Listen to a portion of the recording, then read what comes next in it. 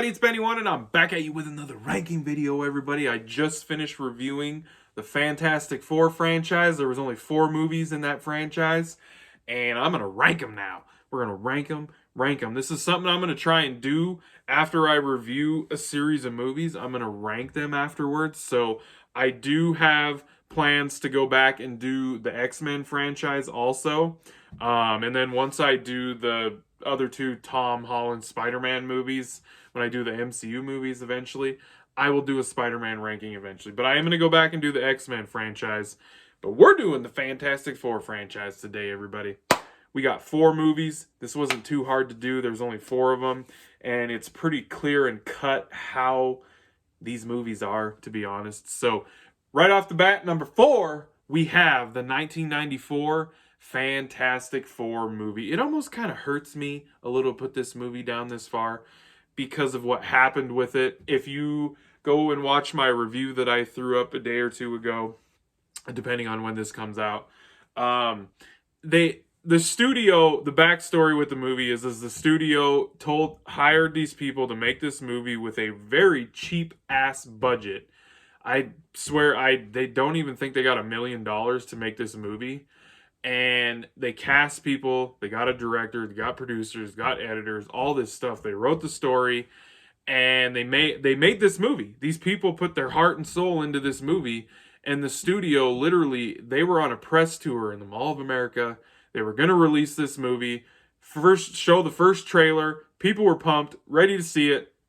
Studio killed it. They were like, we're not ever going to release this movie. What?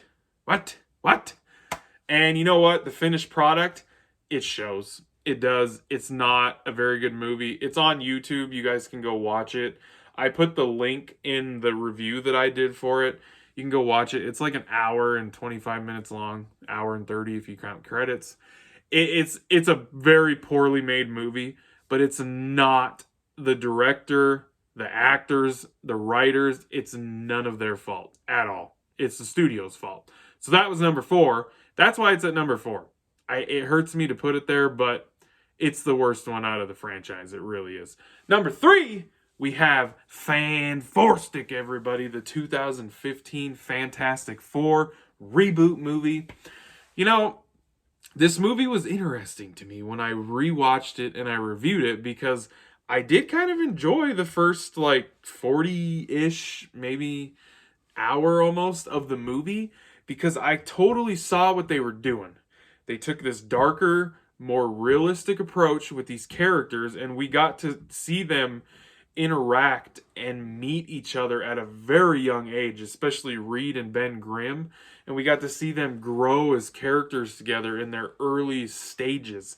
So I can respect what they were doing, but then the other half of the movie is a hot mess. Just a hot freaking mess. It's not a good Fantastic Four movie.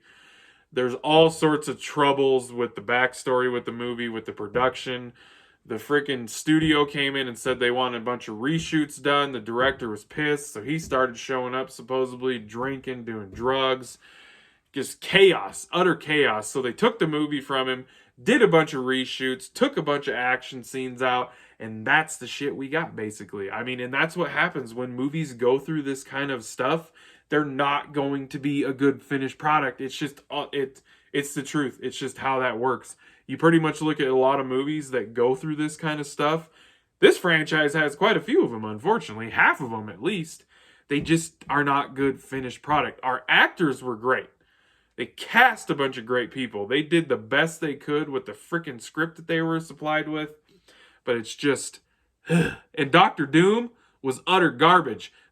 In this one, it is the worst representation of Doctor Doom in all 4 of these movies, without a doubt. The 1994 movie, they hit their Doctor Doom out of the ballpark compared to this one. Even though he was that over-the-top, crazy, villain and everything. So, that was number 3, everybody. So, number 2, we have Fantastic Four and the Rise of the Silver Surfer. The second Fantastic Four movie from the ones that came out with Jessica Alba and Chris Evans. So, this one is number 2 because it's not, for me, it's not as good as the first one. So, there you go. That's number 1. So, but yeah, The Rise of the Silver Surfer. They brought in Galactus, and they didn't do Galactus justice. He was a big cloud. What? He's a big cloud. Not supposed to be Big Cloud. He's supposed to be a big giant dude with the freaking helmet and all that stuff. And they brought in the Silver Surfer. We got some Doctor Doom. I just felt like the movie felt like they were solely focused on the comedy aspect that worked in the first one, along with the origin story and the comic book movie. They really focused on the comedy side of the movie. I don't know. And then I do enjoy the action that we get to see in the third act, but as far as like a story and everything, it's really bumpy and iffy for me. And like I said, and then for some reason they obviously had a bigger budget for this one, but for some reason I feel like the set designs and everything just didn't seem as good. I don't really know why I feel that way, but that when I rewatched it, that's what my brain was telling me. So that was number 2.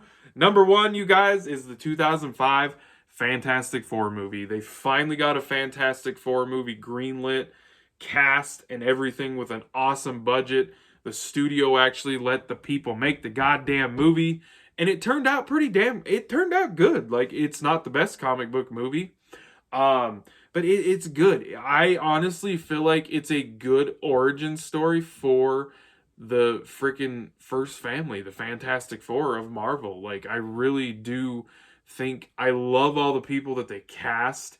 It was really it's interesting to go back and watch Chris Evans play the Human Torch. And the special effects are pretty good in the movie, honestly. The Ben Grimm, the Thing, his costume actually looks really good, I think, for it being an actual prosthetic costume. Like, I thought they did a freaking phenomenal job with it, because if you watch the 1994 one, the Thing costume, not so good. But this movie had a budget, so they get the Doctor Doom look right. They don't really dive into Doctor Doom's backstory that much, but for the most part, I feel like this movie, they nailed it. They captured what the Fantastic Four is. And yes, it was made in the mid-2000s, so it was that era of comic book movies that Marvel was putting out, that they were still really trying to figure out how they were going to do this, because Iron Man hadn't come out yet. Batman Begins came out the same year, so DC was just starting to kind of figure out their whole thing they were going to start doing with Batman, and then the DCU eventually. Like, so this was that era of comic book movies where they just weren't quite sure how to take this action comic book genre, mix it with a little bit of comedy, maybe a little seriousness. They were still trying to figure shit out. So, but that's my number 1 movie for the Fantastic Four franchise, everybody. Share down in the comments what your guys' rankings of these movies are, if you've seen all 4 of them. I totally recommend watching all 4 of them. They're not the best comic book movies in the world, but they're still comic book movies, and I just love watching comic book movies. So yeah, guys, share down below what your guys' rankings are. I'd love to talk with you about them. So thank you for watching. I appreciate it. Hope you guys liked the ranking video, and I'll be catching you on the tuba later, because I have spoken.